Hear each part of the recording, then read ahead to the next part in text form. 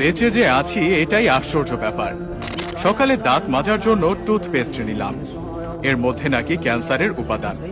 নাস্তায় একটু পরোটা খেলাম, সেটাও আবার ভেজাল তেলে ভাজা। সুন্দর দেখে একটা কলা খেলাম, তাও আবার কার্বাইড দিয়ে পাকানো।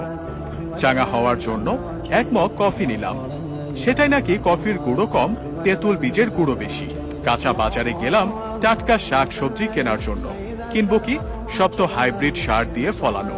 মশলা আর হলুদ গুঁড়ো নিলাম, ওতে আবার লেড আর ক্রোমাইড কেমিক্যাল মেশানো।